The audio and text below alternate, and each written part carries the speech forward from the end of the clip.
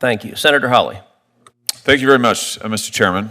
Mr. Chairman, it's great to have this hearing. Thanks for calling it. Thanks to all of our witnesses for being here. Professor Shaw, nice to see you again.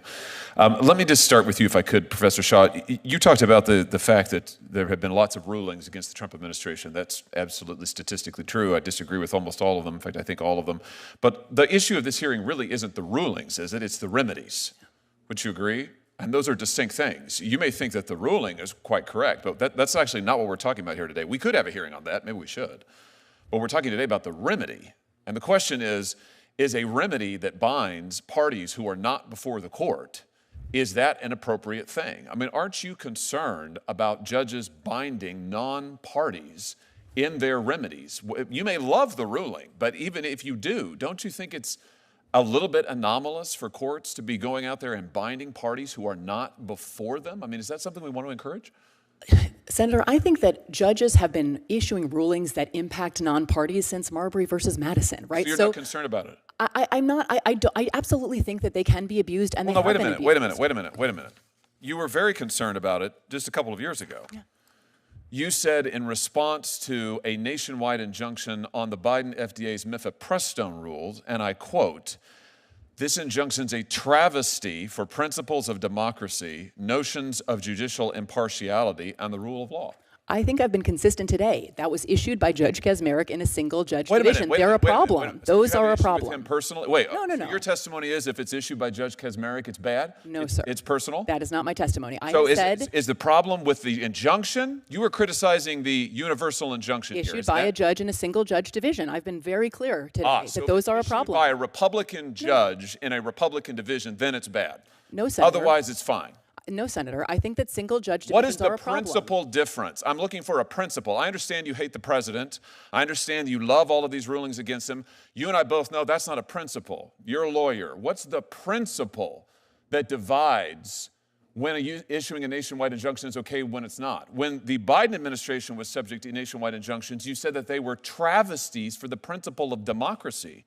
You didn't say the referral to Judge Kaczmarek was a travesty. You said his injunction was a travesty for principles of democracy. Yeah. So, in other words, the translation is just you didn't like the outcome. Is that right? No, Senator. Look, we're talking about, I don't think Article 3 precludes this form of relief. So we are talking about prudential considerations. Prudential meaning political? No. Then give me, so far I have yet to hear it. You've been questioned by multiple senators. I have yet to hear a principle other than the fact when you like the ruling, you think it's great to apply it nationally, including non-parties. When you don't like the ruling, it is a travesty for the principles of democracy, notions of judicial impartiality, and the rule of law. Look, Senator, I'll say I think I am self-aware enough to know that my view of the underlying legal question, I am sure colors my perception of the remedy. I think that we should all acknowledge that. And yet I do think that why shouldn't we stop nationwide injunctions for everybody? I think that's what we're talking about today. Because I'm not willing to leave without relief non-parties who are injured. No, you're not willing to leave without the ability to bind President Trump. No, I think that... I mean, when it's Biden, it's okay. No. When it's Biden, it's a travesty. When it's Trump in office, it's no holds barred, whatever it takes, right? I believe in a powerful...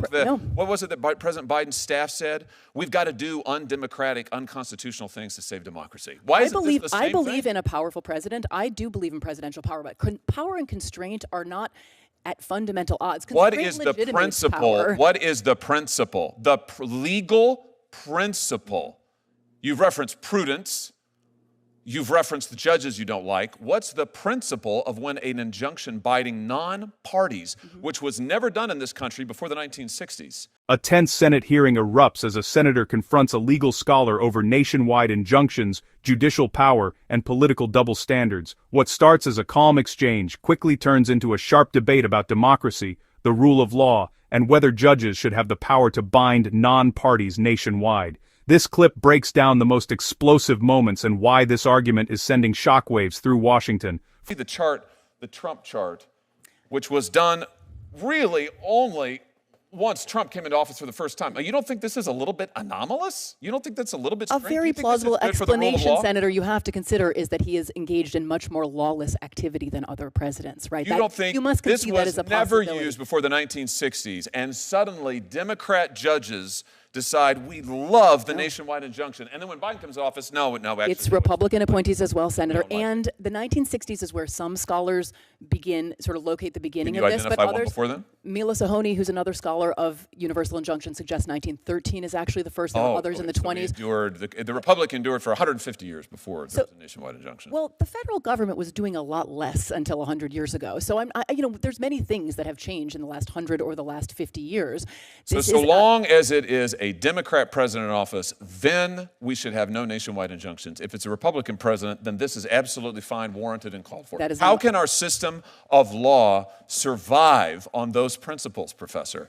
I think a system in which there are no meaningful constraints on the president is a very dangerous system That's of law. Not what you thought when Joe Biden. That is not what you thought when Joe Biden was every president. You is said that is not what you said. You said it was a travesty for the principles of democracy, notions of judicial impartiality, and the rule of law. You also said the Supreme Court senator agreed 9-0 with me on that. You also said when Joe Biden was president, you said the idea that anyone would foreign shop to get a judge who would issue a nationwide injunction was just judges looking like politicians in robes. Again, it threatened the underlying legal system. People were just trying to get the result they wanted. It was a travesty for the rule of law.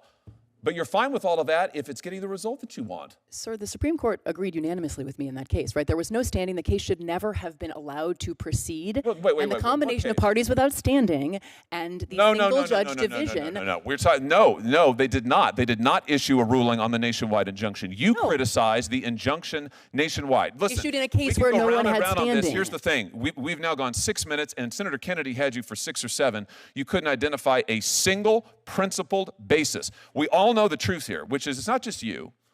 It's most of my colleagues over here on this side of the aisle, who I respect a great deal, and they were raising very principled objections to the nationwide injunction just 6 months ago, maybe 9 now.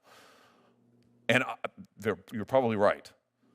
My point is that all that's changed in 9 months is the occupant of 1600 Pennsylvania Avenue. And I realize that my colleagues on this side of the aisle very much dislike that individual, and I realize that you think that the rulings that he has lost are fundamentally sound. We might grant all of that. I disagree with all of that, but we can put that to one side. The question we're talking about here is, should judges, single judges, district court judges, be able to bind non-parties who are not in front of them? And you used to say no, now you say yes. Let's be consistent. I would just suggest to you our system of government cannot survive if it's going to be politics all the way down. Thank you, Mr. Chairman. Can I briefly respond? Sure. I mean, you invoked democracy a couple of times there, Senator. Judges are part of our system of democracy. Democracy is not as simple as majority rule. Judges have always served something of a You would have it be as simple as function. majority rule. When you get the majority you like, you're for the nationwide injunction. When you don't, you're not. Senator Blumenthal. Thank you, Mr. Chairman. I'm going to give you the opportunity that I often found absolutely precious when I was arguing before a panel of judges and couldn't get my answer. For a more profound political discourse, please like, comment, and subscribe for more further insights.